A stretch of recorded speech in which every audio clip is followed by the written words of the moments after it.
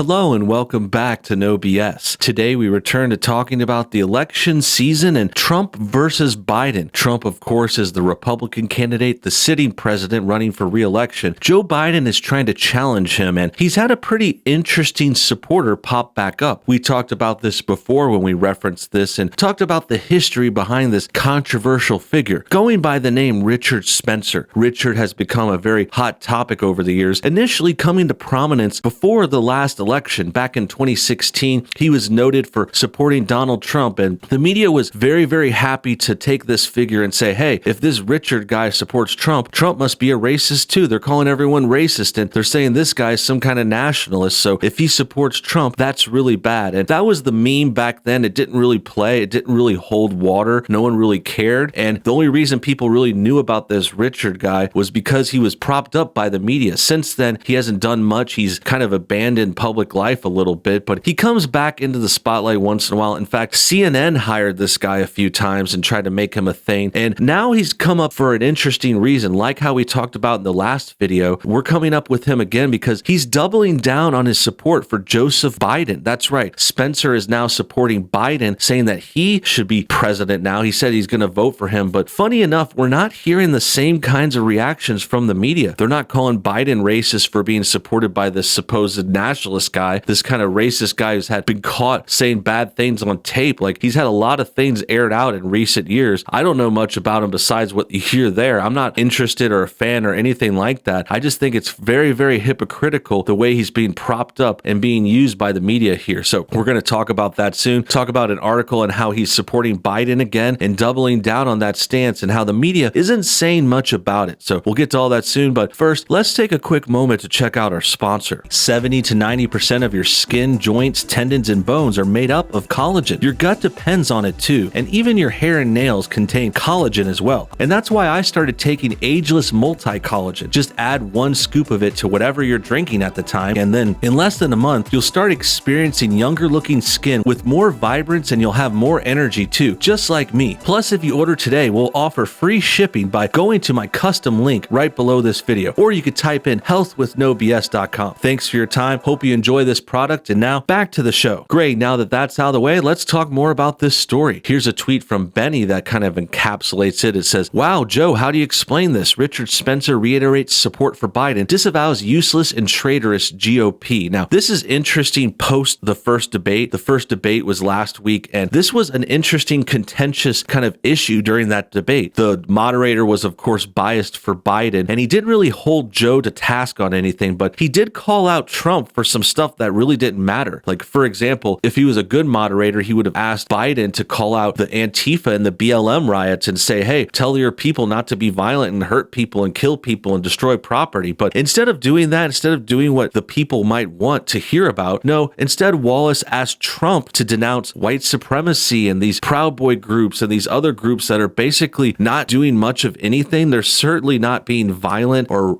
tearing down stores, hurting people. They're not harassing people at restaurants like how BLM does. This is not even close. Like, the right-wing groups that they're talking about, if they're even right-wing, they're not violent. They're not an issue. There's no problems with them. If there are, please let me know. Like, show me the evidence. But I've been tracking these stories throughout the summer, throughout this whole year, and all I'm seeing is Antifa and BLM destroying property. And they're the ones that are actually killing people in the streets and spreading racist rhetoric. So the fact that the debate guy called Trump on that was super ridiculous and didn't make sense. Like I said in other videos, like, the debate guy, the moderator, might as well ask Trump if he will denounce the Martians. Is he going to denounce, another group like the Roman Empire? I mean, these things are just as relevant as what he was bringing up. And the reason I bring up that now is because Spencer plays into that because he's a white nationalist. He supports these far fringe groups. And, he's been tied to a lot of these racist ideologies, like the figurehead for white racists. That's why they call us all the N-word, the 1980s Germans and stuff like that. It comes from stuff surrounding this guy. And now that he supports Biden, no one even cares. They're just like silencing the story, which I think is super suspect. It shows that, for one, the media is hypocritical. The left doesn't really care. And for two, it just shows that if this guy doesn't matter when he supports Biden, then it definitely didn't matter when it supported Trump. It doesn't matter. It doesn't make the candidate racist. It doesn't affect you if you're connected to someone loosely. If they mention you or support you even, it doesn't make you guilty for all their crimes. It's just a total kind of like guilt guilt by association, loose association, and that's why it's just a silly story. And it's not to defend this guy. Like I said, I have nothing to do with him.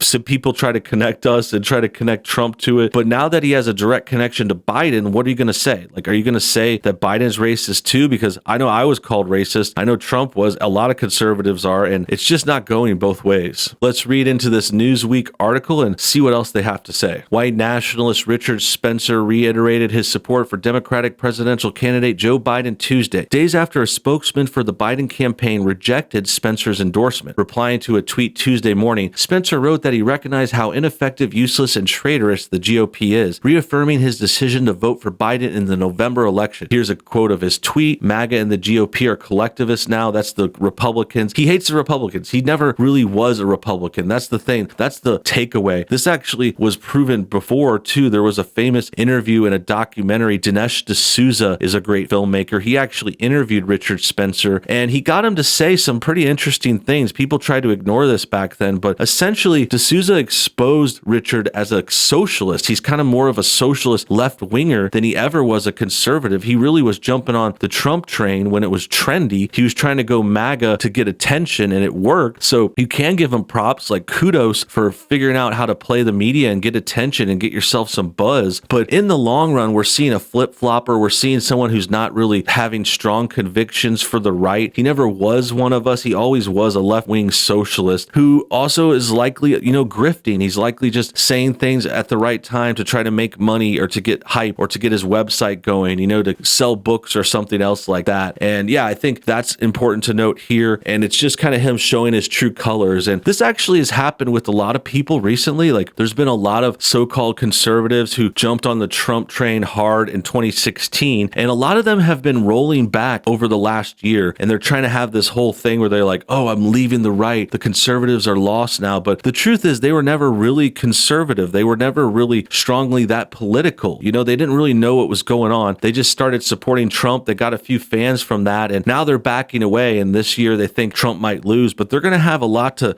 recognize whenever Trump ends up winning this re-election. And yeah, that's happened a lot. Like I said, Richard Spencer is just one example. He's more prominent. He's actually an internet social media person too, who has videos and streams and podcasts and a YouTube. There's been other YouTubers who have flip-flopped like this, like recently, like ones I've known, ones I've watched. They were formerly Trump. They even might have came on this show, and then all of a sudden now, they're like, I'm a liberal. I love the minorities, and oh my God, the cops are all racist. They go totally back the other way, flip-flopping, and it just goes to show they never were totally on the right to begin with. Spencer, one of the key figureheads of the alt-right movement, initially voiced his plan to vote for Biden Sunday, tweeting the following day that liberals are clearly more competent. The messaging appeared to be a stark change in thinking for Spencer, who voted for President Trump in 2016. Spencer reiterated his support for the former vice president while responding to a tweet from professor and author Michael Rechtenwald, who wrote Monday that Spencer's decision could be explained through Spencer's right-wing collectivism. Spencer is a collectivist. He found that Trump is not, but Biden and the Democrats are collectivists, Rechtenwald wrote. And this is just a kind of debate about the issues and their beliefs and why he might flip-flop. It doesn't make sense to me. I don't see the liberals as competent at all. I don't really understand why they would claim we're having this collectivism stuff. Basically, Trump hasn't changed. Our side hasn't changed much. We have the same goals and the same ambitions. We want to make America great again. We want a more secure nation. We want to make sure that we're safe and we're also prospering and our businesses are running and people are working and happy and healthy. All that kind of stuff, lower taxes, rights to our own private health insurance, rights to freedom, Second Amendment, First Amendment, things like that. So I don't really see the big change. I just see people changing and times changing. And I just see a new election kind of like blowing everyone's mind and getting people to kind of like,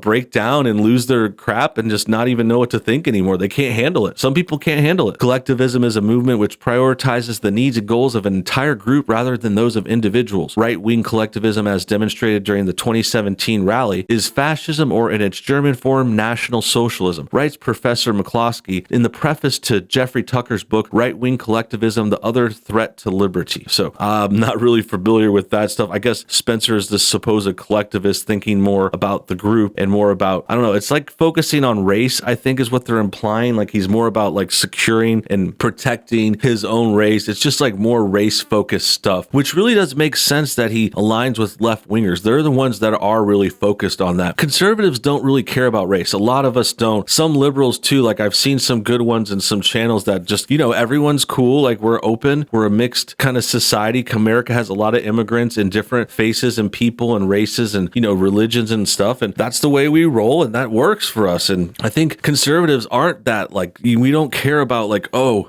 this race, this minority needs special treatment. This minority is doing too well. We got to put down this one and this one gets propped up. That's what the left thinks about. They think in terms of identity all the time, when really you should be focusing on, like Martin Luther King Jr. said, like focus on the content of someone's character. I don't care what your skin color is or what your name is or where you're born. Like I just care what you're doing, who you are, how you act, and how you treat people. This, along with being a chaotic wrecking ball force, that was what made Trump unique and worth supporting, Spencer responded. Spencer continued in another tweet arguing that the GOP and Trump, specifically his campaign slogan, Make America Great Again, are still collectivists because the Republican Party messages to normal white people in heavy Southern evangelical inflection. Now, 4 years later, Spencer said he realized how ineffective, useless, and traitorous the GOP is. Newsweek contacted Spencer for further comment, but did not hear back in time for publication. There's a picture of the guy dressing really pretty. He's like really over the top about his image. He like wears a lot of like fancy clothes, like slick haircuts. It just reminds me of being kind of like a fraudster,